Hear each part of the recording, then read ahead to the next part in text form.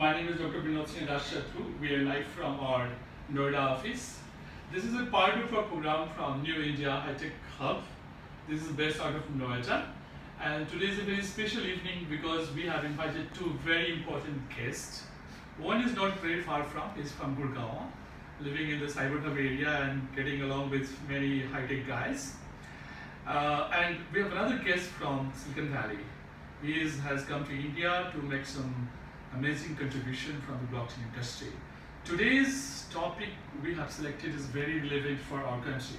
The most important topic for India is election, how India decides, how India votes. And technology is a very major important part of voting system now, especially when the states like Bihar and Bengal will be going for the polls. There are a lot of controversies about electronic voting systems in India, but the technology will move on and we cannot just get stuck and go back to the paper ballot. So today's evening we are focused on 2 points. One, first part will be how the blockchain technology is changing India, especially the way government functions, the way services are done for the people. And the second part is, can we take a big leap forward for implementing blockchain technology in our election system for voting? It's a Herculean task, huge population, and we have a lot of elections. So I think our government, as tradition, will take huge time to go and decide how the process will take place. But as a think tank, as a tech, enthusiast, allow me to welcome our guest. Can I ask for the camera focus? Dr. Mithil Thakur. He is basically a blockchain entrepreneur based out of Gurgaon, India's Millennium City. And now he is very much interested in India's upcoming high-tech city, that is Greater Noida, one of the most planned city. And why we are meeting in Noida? Because Noida is one of the first city in India, very well planned. And also they have the first blockchain project where they are implementing the land record system. It's a project under process. We cannot conclude how it's functioning. But this is a very progressive step the Noida Authority have taken. So we are very pleased to welcome Dr. Mithil, who is an engineer, technocrat, and entrepreneur, and he is also a very famous speaker. You can Google him, and you find he's a motivational speaker for the young India's youth. And his main focus is how to create new opportunities in new technologies. Then we are joined by Tejinder Singh Moore. He is very young. He's just fresh graduate last year from college, and he, instead of looking for a job, he just ventured into area of creating startups and new technology.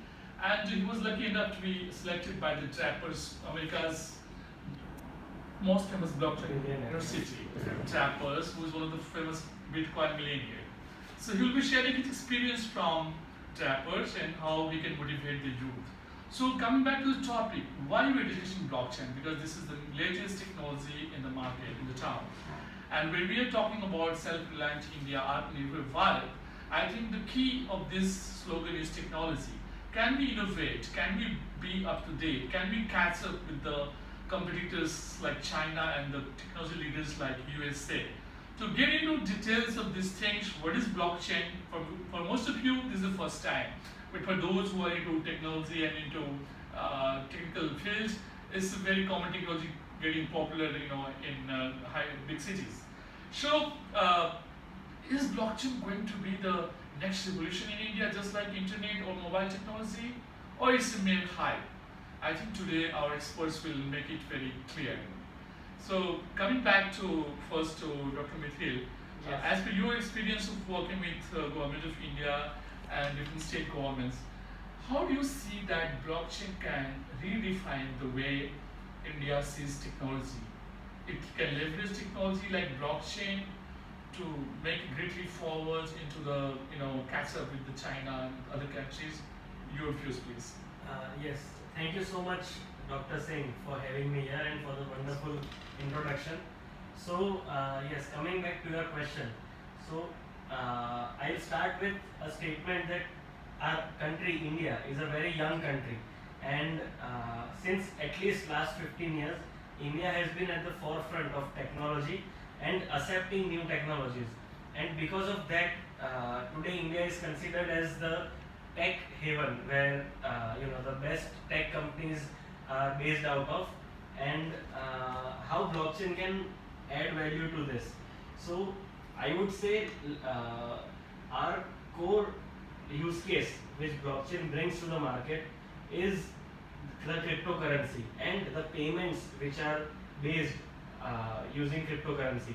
We have seen since last 10 years, Bitcoin has been a really great example for transferring huge amounts of money from different countries to different. And why India is the best place for it is because in India we know the international remittances are too high. Yes. Many millions of Indian people, they work outside, they send money to their families and friends, and that's why we need a financial system, an international financial system which is cheaper, which is instantaneous, and which is safe. And that's what blockchain can bring value to.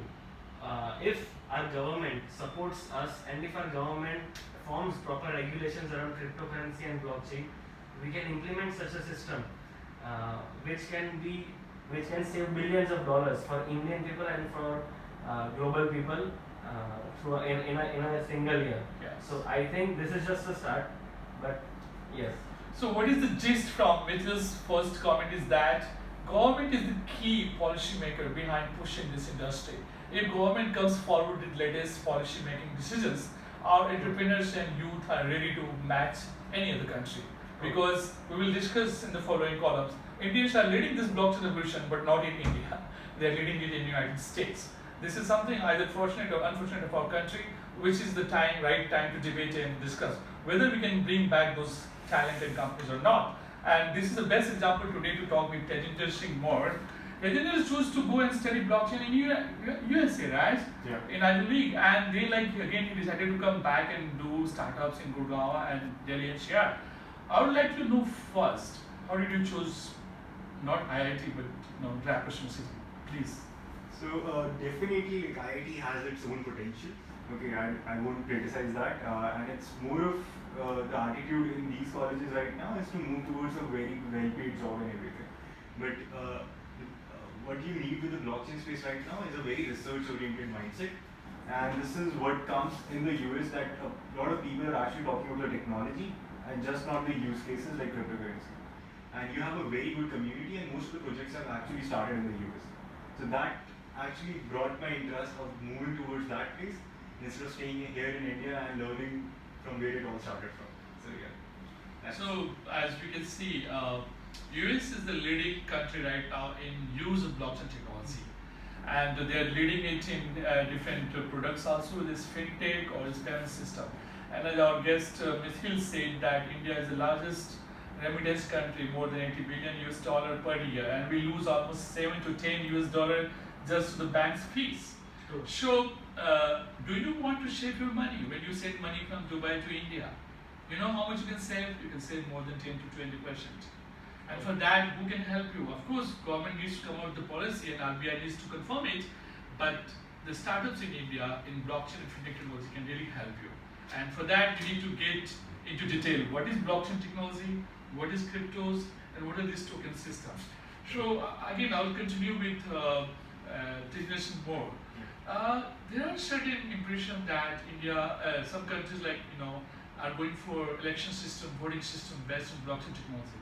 Is it just a eye-catching news, or you really see that something is coming up in some countries, and India should also think with the line because of the population and the cost and the corona crisis we have right now? It's very hard to go to the polling station and cast a vote. People will be scared. So I think it's a very well thought of problem. It's been going on. People have been criticizing the current voting system.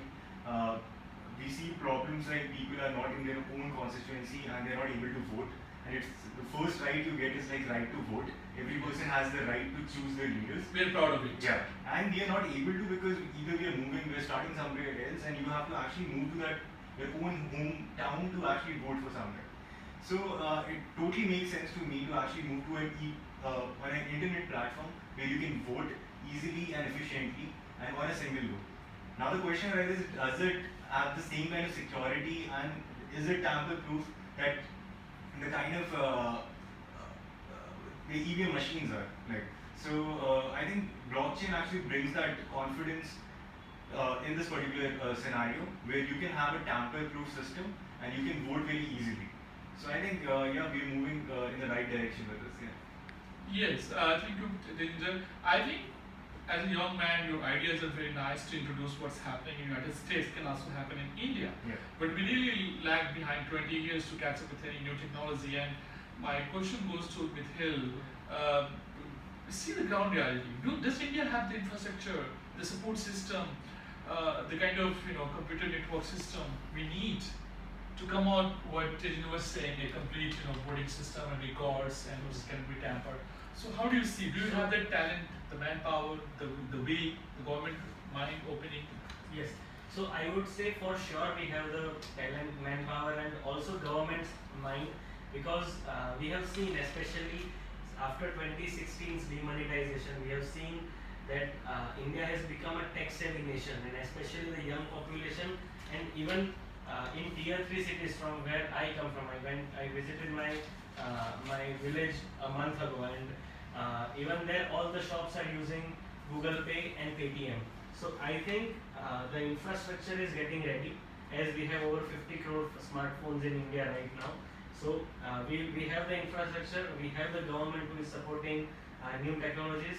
The only thing is how open is government to test blockchain's use case, because what happened in past is blockchain's name got a little bit of hit because over 90% of projects which were running in blockchain technology were failed.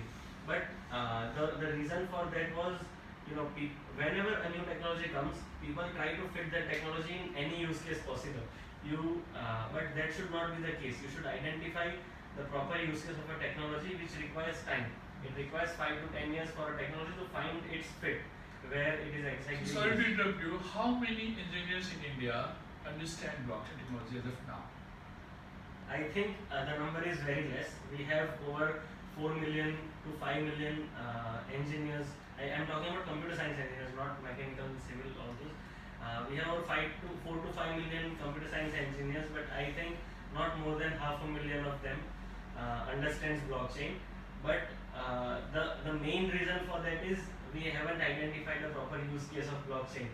If we start to build payment systems, if we start to build crypto-based projects which are supported by governments, then I think more people and more freshers will be inclined to learn about blockchain, because what freshers see right now is how to get a job, and till MNCs are working on blockchain, they won't get a job on blockchain, so they don't tend to learn blockchain much right now.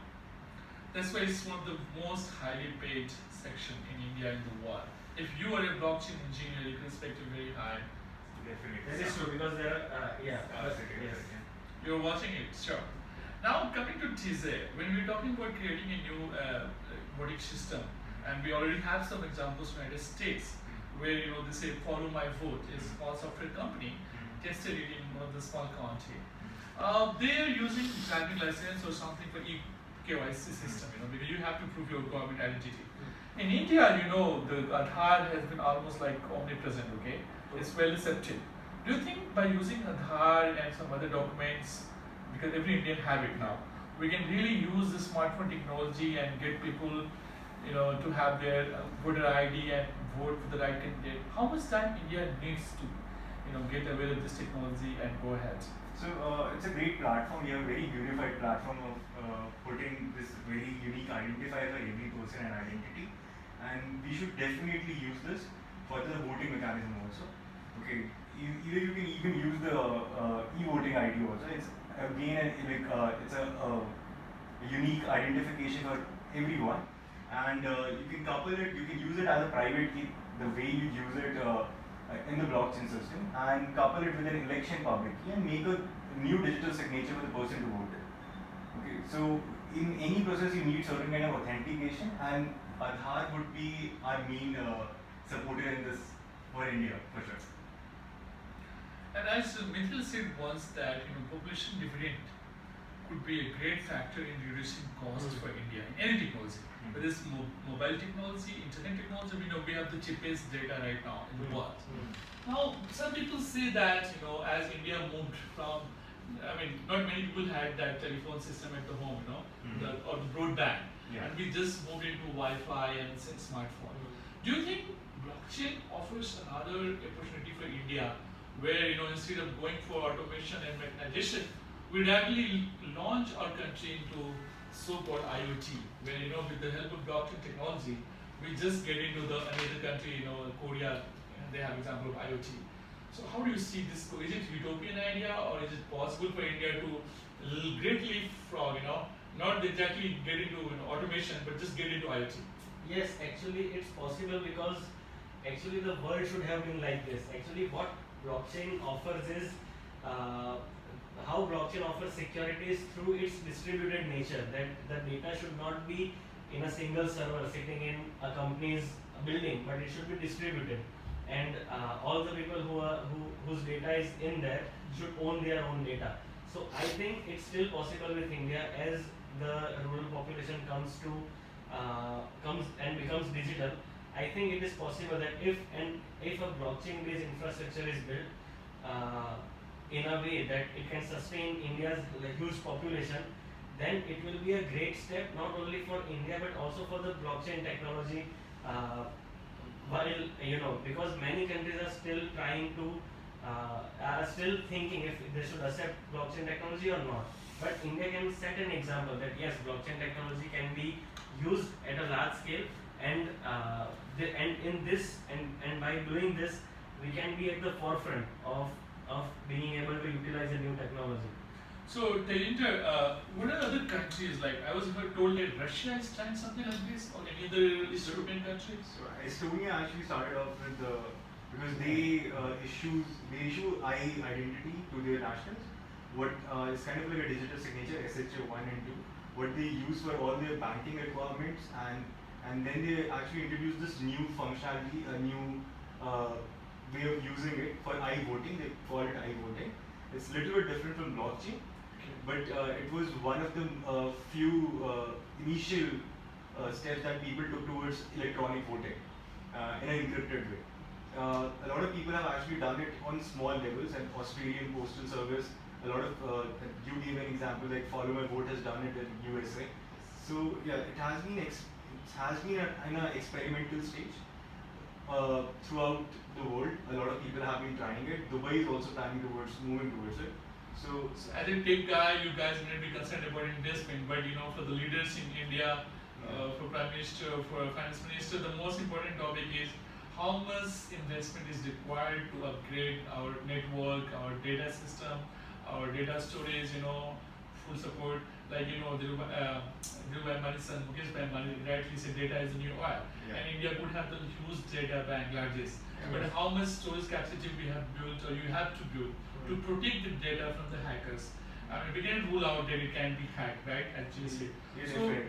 my almost last question to all of you is that how cost effective it will be for India, the benefit and the cost analysis, you know, because earlier it was Planning Commission, now it is Niti Aayog. So Mhm. their main focus is this: with minimum investment input, you know, get the maximum output. Yeah. So they have come out with the blockchain report, you know, in this Feb 2020. I saw that, but it is very basic, you know. RBI is having its own team right now working how to implement blockchain in the banks. But again, even Bangladesh and other small developing countries, they have their blockchain policy. I think India should be far ahead of this. It is not too late still. But as my question is back to you guys, how for India, why we buy from China? We are cost effective, right? There's no other reason. We can make it in India anytime. So how cost effective is this technology for voting system? Pros and cons, please, both of you. Yes. So I'll take it first. So I think this is not the right way to look at it, because building a digital or blockchain infrastructure is the same as building a physical infrastructure. So let me give you an example. So so currently our nation's biggest infrastructure project is the Delhi Mumbai Expressway. So while building the Delhi Mumbai Expressway for approx 1 lakh crore, the government is not looking at how much less cost it is building it. But you know, it has so many pros. Like it will save billions of rupees worth of petrol every year. It will save in carbon emissions. It will save manufacturing, logistics, and even So import long-term, export costs, yeah, long-term long term benefits, thing. yeah. So if we build the blockchain infrastructure right now, no matter what the cost, but the ripple effects it will have in coming years in building our startup ecosystem, in building the tech ecosystem where millions of young people are currently betting their lives on. It will be unparalleled. So I think this And is also the for way. safety purpose, life safety, another Yes, bonus share. true. Yes. So And a lot of states are actually doing it. The state of Telangana is very much pushing in the blockchain space. Right. They started this incubation for young minds to actually learn about blockchain and like come up with new ideas. Even NITI Aayog is in talk with IIT Chennai and actually voting towards an e-voting system on blockchain only. But it does present certain limitations also. But we are able to kind of solve these hacking problems. You don't have a single point of failure with blockchain. It's tamper-proof and it's a distributed technology. But there's certain problems like you're giving the power to the person and he's actually voting through his mobile phone. So you can audit a voting machine, but you can't audit everyone's mobile phone. So that would be one hassle, one problem for people. Okay, but there are certain issues which is very typical to our country. Yeah. For example, I know many people losing their mobile data or password. Yeah. So when it comes to blockchain technology, one of the very important aspect is your password key is pretty long, right? You need to protect. You can remember it. You need to protect it. Yeah. So in that case, it looks a little funny, but do you think Indians will remember to protect their data, private key very safe, even public key? Mithil, what's So your yes, actually that's what we guys have been working on. So many smart people have come up with many solutions, and let me just give you an example. So yes, there is in blockchain, in crypto, you own your own private key. So this private key is a long alphanumeric code. So but we have come up with a solution where we divide this private key into multiple private keys. Right. So you can give one private key. For example, if we are divided into 4 private keys, you can give one private key to your mother, one to your father, one to your sister, and one to yourself. Now you can operate and you can use your tokens or all your funds using any 2 of those 4 private keys. So that helps if a single person loses his own private key, then also by using just 2 of those 4 private keys, you can access your accounts. So this also builds the safety because any single person also cannot tamper with your data. So this is just one solution, but there are many other solutions which we are also exploring right now, and many such solutions will come from India in coming years, which the entire world will use. So maybe just keep a look for it. Okay, despite very positive comments from our 2 guests, but if you go to the Google and social media, you also find very negative comments about blockchain. Some people write that this is overhyped, its time has not come, it's still immature, people are experimenting anything and everything with blockchain. I think it's the right time to take my final bites from my 2 guests. Guys, let's be practical in India. Yeah. Because unless until India confirms that this technology is very right, India is not going to buy. The way you bought Rafale, so the debate is quite long. So because of our democracy in parliament, which we are proud of, and we are not behind America, sometimes. So starting from voting system to the different aspect of Indian public life, the healthcare system or our digital locker or our land record system, don't you think that use of blockchain has been a little bit overhyped by some companies like IBM because they are very much into this and we have to compete with them? Your last bite. I would go first. So I think blockchain has proved its mettle as a technology that it has been able to give us a very functional use case, that is cryptocurrencies. People have been benefiting from it by they are able to send money across borders very easily without any auditing. But there would always be resistance from a traditional system that has been there from hundreds of years. Right? Yeah, the banking system that has been here for hundreds of years. So there would be a definite resistance that something is giving the power that they hold back to the people. Okay, they don't want to lose that money that they have been earning from all these years. So I think it's not so overhyped. Certain companies that come up with all these different functional solutions that are not feasible right now, they don't do the exact feasibility study. Comparing to a demographic, that India don't need every solution, every use case that could be built on blockchain. but simple ones like land registry or election or voting system, maybe cryptocurrency. It's feasible, right? Yeah, that is feasible. And cost effective. And cost effective, exactly. So we should actually look at the lowest hanging fruit, that what should actually we should do first in terms of insurance, maybe financial sector, maybe voting or land registry, mostly record keeping, because that would be like more feasible approach of moving towards with this technology, right? Yes, Mithil, the overhead case. Yes, I agree to TJ, but I don't think blockchain's potential is not overhead. Those who, because I have not met a single person who once understands blockchain properly and he says he is overhyped. But yes, many people who don't properly understand blockchain, just for the sake of short-term profit, many people have started many companies in blockchain technology and they are trying to build different use cases which are not feasible. So I think it's important that we, as New India Tech Hub, wants to become a bridge to provide proper knowledge to not only institutions and organizations but to government and students also, so that they can understand the true power of and the true potential of blockchain technology. And I think that would be the right way to take any technology forward, not just blockchain, but to save the technology from short-term people and to help and to nurture people who want to take the technology forward in long term. So I think that would be the right way. Yeah. So those who are watching us live, this is the important takeaway today, that I think in India, the guys who are doing blockchain are the heroes and well paid. It's a very promising technology for the future of India and the world. And I do believe that our Prime Minister and our leadership will have a blockchain conference at India level, where our Prime Minister can address our blockchain enthusiasts, because they need boost up. It's not all about money and policy, it's all about how your leader thinks. So I will conclude my this first series of blockchain and India series.